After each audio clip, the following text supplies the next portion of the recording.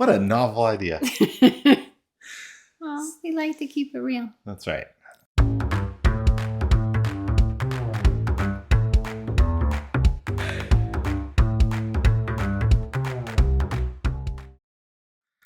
It's round 2, week 4. Yep. We didn't even argue this time. No, we didn't argue about it because we just literally talked about it before we turned the camera on. What a novel idea. Well, we like to keep it real. That's right. Oh, it was real this week, that's for sure. It's a really bad week. Yeah. So terrible, no good, horrible. Rotten, awful week. Mm. That's a good title. It was just a very stressful week. A lot of bad news, bad stuff. Mm-hmm. Yeah.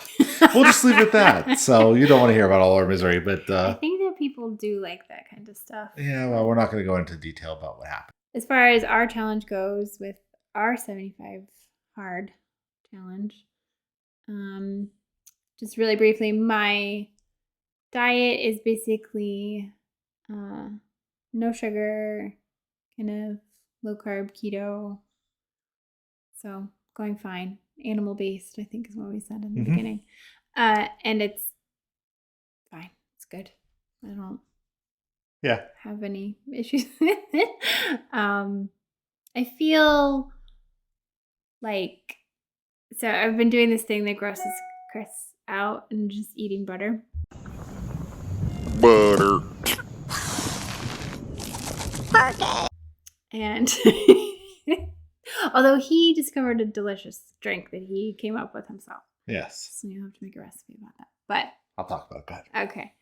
But I'm like past that point of like, oh, it has to taste a certain way. Like I'm just like, I'm gonna eat it and it's good for me. And so I know a lot of people probably don't think eating butter is good for you, but whatever. But yeah, it's going well. I think I need to do a little better job of maybe like tracking macros, which is something I hate to do. Yeah. I hate it. It's very irritating. But I do know on the days that I eat more fat, I actually feel fuller and I lose weight. So riddle me that, 50 years of bad science that we got in America about how, fat is bad for you. So whatever. But I do have to say, okay, so diet's good. Exercising is fine, except for I failed my overhead press already. It's good. But I was very emotional when I was doing it. So I don't know if that was part of it, but I'm not going to use it as an excuse that I failed. And I'm okay with that. It's a good thing. I'll talk about that. And I just started germ theory. Just started? Yeah. I just started it. And that was your book that you got for your birthday. So I'm excited about that. And meditation's going much better. Actually getting down on my knees and actually doing it. So, right there. And what else? We only take one progress picture a week. All right. It's fine. Right. And then water. Also good. That's it. Good. Yeah, I mean, similar update for me. The diet is going fine. I have added a little bit of fruit to my diet. Yeah. Trying that out, seeing how that works. Because he likes variety. He has to have I do, but I also like fruit. So, it well, fits, and it is, if anybody in the carnivore space follows Paul Saladino, like that's kind of his thing. Yeah. So I incorporated fruit and honey in my diet maybe 2.5, 3 years ago now. Same with carnivore really is Paul Saladino. Yeah. And they have their reasons behind it, and I think it's really interesting, fascinating. Yeah. Maybe do a video on that sometime. Yeah. But yeah, I'm sorry. No, that's okay. And then, as Ashley said, I'm trying to increase my fat intake without, increasing protein, which is really hard when you really start getting down to macros. And so I cannot just eat butter. I've tried; it just does not work for me. My brain says no. He's like a cat with a hairball. Yeah, no, doesn't work out. Yeah.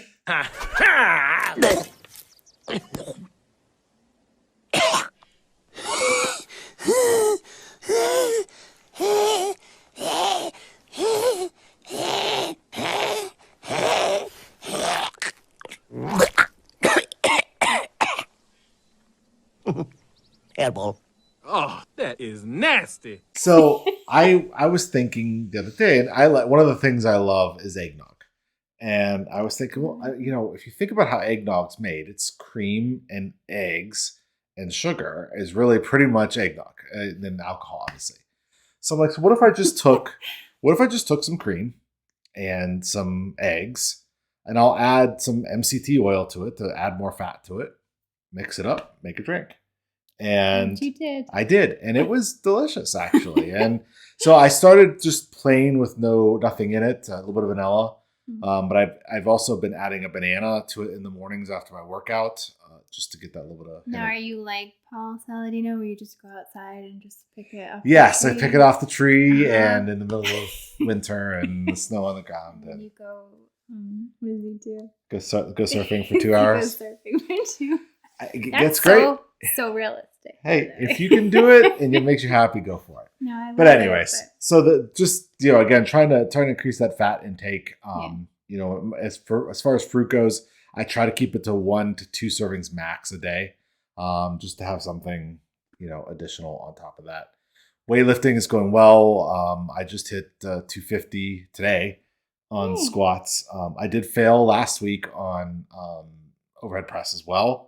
I was at 120, so I failed for the 3rd time in a row. That means I deload. So I go back down to now 108, and I'll work my way back up. Okay. And we'll just keep going. And that's the beauty of weightlifting. Failing is good. Failing means that you have pushed your body to the point where it actually has to break muscle it's breaking muscle. When you fail to lift and you push and you can't push anymore, your muscles have broken. And that's good, because what happens when muscle breaks is it rebuilds itself into more stronger muscles. It's just hard to tell a perfectionist that failure is good. I know. But again, like I mentioned, I think in the last video, it's kind of like life, right? You fail a little bit, you keep out trying at it, fail a little bit more, go backwards, rework what happened, and keep pushing on. And I think that's why I like weightlifting so much. Meditation, we're down on the mat now instead of laying in bed, cuddling with each other. It was very nice. It was. And then I think the last week that was a pretty good way of doing it. But back down, focused, a little more focused, a little less sleep on the meditation side of things. What else? Mind. I started another book. Finished Germ Theory or Goodbye Germ Theory. Oh yeah, started another book, similar topic, but called Dissolving Illusions. And I'll talk more about that later on. I think that's it for an update. Yeah. I think I wanted to talk a little bit though about I did join a couple Facebook groups, 75 Hard Facebook groups, and I was interested to see how other people were doing this and what what their process is. And one of the threads was a woman who was worried. She was very worried because she found out from her doctor that she has to limit her water intake. She has some kidney issues and things like that. And she has to limit her water intake to 64 ounces a day. And so the actual 75 hard challenge is a gallon of water a day. And so she was all worried. She's like, well, I'm just going to have to fail the challenge. And a couple people were like, oh, just do what your doctor said. But I mean, there were a few people who were like very dogmatic about it. Like, well, yeah, maybe this challenge is not for you. And that really bothered me a lot, because it bothered me too when you told me. I think that it's important to remember that no matter what the challenge says, you have to do what's good for your health and for your well-being and what works for you, not for somebody else. If somebody else can drink a gallon of water a day, great, more power to them. I had trouble with that. We did it though. We did it. I had trouble with it. I don't do it now. In this round, we took the 75 hard challenge and we made our own. And that's okay. We tailored it more to what we needed at the moment. And I think that if you're honest with yourself and you're not saying, okay, yeah, my 75 hard challenge is to eat a box of donuts every week, while delicious and a fun challenge, obviously is not, or to, you take so much away from the challenge that it's not a challenge anymore. Right. I think if you're literally challenging yourself to either break in a new habit, do something different that you don't normally do, make time for something. Like I'm doing the writing. I never made time for writing. Always had other things to do. So now I make time for writing. That has now become part of my routine. That's me with meditation. It was always like, oh, it sounds like such a good idea. And then everybody's like, oh, do it. And I would never get to it, as much as I wanted to. But just to go off of what you were saying, Yeah. this poor lady, like, I think it's terrible to discourage somebody from trying to do something healthy or something, I guess it's debatable for some people if the 75 hard challenge is healthy, but she's trying to do something to improve her health, and for someone to discourage that, I think that's awful and unnecessary, and there's so much of the dogmatic people. I guess there's a ton in the carnivore community. I don't really realize that. We've talked about it before, but I guess so. When you start talking about Paul Saladino and carnivore, it really is. Some carnivores totally freak out at you. Like, oh my God, fruit. So yeah, I don't like that dogmatic type thinking. I understand it though, and I think that's why there's a lot of people who are vegan and then they completely switch to carnivore because they're all or nothing people, and I'm one of those people, so I have to bring myself back to reality sometimes. Just, I don't want anyone being discouraged from trying this, and I know ours is different. Yeah, because we did the first one by the book, and then we were like, this is great, but we wanted to add the meditation, we wanted to add the writing, and just we increased the pages. Yeah, we did. We actually did. We increased how much we read. I'll tell you what's happening is I'm not just reading 15 pages a day. I'm reading 20, 25 now, just because I've got books that I'm interested in. And, so it's about building those habits and about building, and about improving yourself. And, I once had somebody tell me, and I don't know if the math actually works out this way, but it makes sense. If you improve yourself 1% every day, by the end of the year, you're 3.5 times better than you were at the start of the year. I'm not good. It's not quite that way. If you take compounding, it's actually probably more like 4 or 5, actually. Okay. Because if you take, you're 1% better than you were, than 101%. Anyway, we can do the math later if you want. Math geekness. I don't want to hear it. But I get the sentiment of what they're saying is like, it really just does take a little bit each day to make yourself a better person. And that's really what this is all about. And it's not going to happen tomorrow. It's not going to happen overnight. I've lost, 17 pounds, I think I figured out far since August, which is not a ton. I mean, you see people online, they're like, oh, I lost 90 pounds in 6 months. Yeah. Well, great. Okay, but I'm better. Do you think you have 90 pounds to lose? No. Okay. No, I don't have 90 pounds.